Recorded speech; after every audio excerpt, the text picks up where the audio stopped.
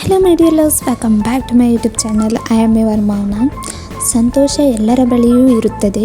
ಯಾವತ್ತು ನಮ್ಮ ಸಂತೋಷವನ್ನು ಬೇರೆಯವರ ಬಳಿಯಲ್ಲಿ ನಾವು ಕಂಪೇರ್ ಮಾಡ್ಕೋತೀವೋ, ಸೊ ಆ ಟೈಮಲ್ಲಿ ನಮ್ಮ ಸಂತೋಷ ಹಾಳಾಗುತ್ತದೆ.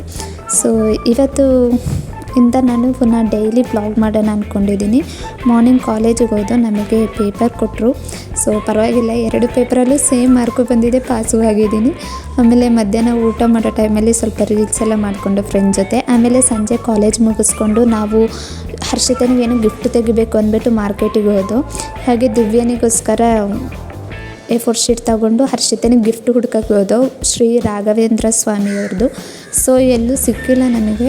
ಅಲ್ಲಿದ್ದ ವಿಗ್ರಹ ಎಲ್ಲ ನೋಡ್ಕೊಳ್ಳಿ. ಮತ್ತು ವರಮಹಾಲಕ್ಷ್ಮಿ ಪೂಜೆ ಇರೋದ್ರಿಂದ ಮಾರ್ಕೆಟ್ ಅಂತೂ ಫುಲ್ ರಶ್. ಮಾರ್ಕೆಟ್ ದಾಟಿ ಬರೋತ್ತಿಗೆ ನಾನಂತೂ ಚಟ್ನಿ ಆಗಿಬಿಟ್ಟಿದ್ದೆ ಅಂದ್ಕೊಳ್ಳಿ. ಅಷ್ಟು ರಶ್ ಅಂದರೆ ಅಷ್ಟು ಜನ ಇದ್ದರು. ಮತ್ತು ಗಿಫ್ಟ್ ತುಂಬ ಹುಡುಕೋದು, ನಮಗೆ ಯಾವುದೂ ಖುಷಿಯಾಗಿಲ್ಲ. ಇಲ್ಲಿ ನೋಡಿ ಬೆಣ್ಣೆಕಲ್ಲ ಕೃಷ್ಣ ಇದ್ದಾನೆ, ಹಾಗೆ ಲಾಫಿಂಗ್ ಬುದ್ಧ ಮತ್ತು ದನ ಮತ್ತು ಲಕ್ಷ್ಮೀದು ವಿಗ್ರಹ ಸಖತ್ತಾಗಿತ್ತು ನೋಡೋಕ್ಕೆ. ಮತ್ತು ಗಣಪತಿ, ಮುದ್ದು ಗಣಪತಿ ಇದ್ದ. ಸೊ ಯಾವುದೂ ಇಷ್ಟ ಆಗಿಲ್ಲ, ಆನ್ಲೈನಲ್ಲಿ ಆರ್ಡ್ರ್ ಮಾಡ್ಕೊಳ್ಳೋಣ ಅಂದ್ಬಿಟ್ಟು ಹೊರಟು. ಆಮೇಲೆ ಈ ಕಡೆ ಬಂದುಬಿಟ್ಟು ರಾಖಿ ಪರ್ಚೇಸ್ ಮಾಡ್ದು. ಇದು 40 ರೂಪೀಸಿಗೆ ಅಣ್ಣನಿಗೆ ಅಂದ್ಬಿಟ್ಟು. ತುಂಬ ರಾಖಿ ಕಲೆಕ್ಷನ್ ಇತ್ತು, ರಕ್ಷಾಬಂಧನ ಅಲ್ವಾ. ಸೊ ಮನೆಗೆ ಬಂದಂಗೆ ನನ್ನ ಅಕ್ಕ ನನಗೆ ಕಾಫಿ ಮಾಡಿ ಕೊಟ್ಟಳು. ಇವಳಂತೂ ಫುಲ್ಲು ಕಿಟ್ಲೆ ಮಾಡ್ತಾಯಿದ್ಲು ಚುಪುನು. ಆಮೇಲೆ ಒಂದು ಜೊತೆ ಬಿಸ್ಕೆಟು ತಿಂದ್ಕೊಂಡು ಮೂವಿ ನೋಡೋಕ್ಕೆ ಸ್ಟಾರ್ಟ್ ಮಾಡಿದೆ.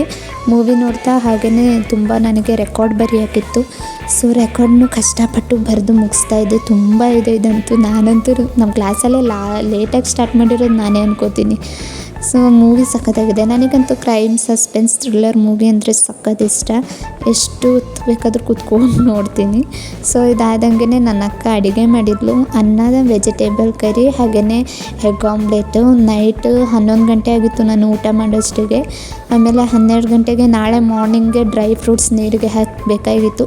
ಚಿಯಾ ಸೀಡ್, ಫ್ಲ್ಯಾಕ್ಸ್ ಸೀಡು ಮತ್ತು ಪಂಪ್ಕಿನ್ ಸೀಡು, ಸನ್ಫ್ಲವರ್ ಸೀಡು ಮತ್ತು ದ್ರಾಕ್ಷಿ ಮತ್ತು ಮಿಲ್ಕ್ ಜೊತೆ ಹಾಕಿಬಿಟ್ಟು ಕ್ಲೋಸ್ ಮಾಡಿಟ್ಟಿದ್ದೆ. ನಾನು ಫಸ್ಟು ಇದನ್ನು ಪ್ಲಾಸ್ಟಿಕ್ ಕಂಟೈನರಲ್ಲಿ ಹಾಕ್ತಿದ್ದೆ. ಬಟ್ ಮಾರ್ನಿಂಗ್ಗೆ ಬಿಸಿ ನೀರು ಪ್ಲಾಸ್ಟಿಕ್ ಕಂಟೈನರ್ಗೆ ಹಾಕಿದಾಗ ಕ್ಯಾನ್ಸರ್ ಬರುವ ಸಾಧ್ಯತೆ ಜಾಸ್ತಿ ಇದೆ ಅಂದ್ಬಿಟ್ಟು ಅದನ್ನ ಅವಾಯ್ಡ್ ಮಾಡೋಕ್ಕೆ ಗ್ಲಾಸ್ ಕಂಟೈನರ್ ತಗೊಂಡೆ. ಮತ್ತು ಊಟ ಮಾಡಿ ಮಲ್ಕೊಂಡೆ. Tata, love you all.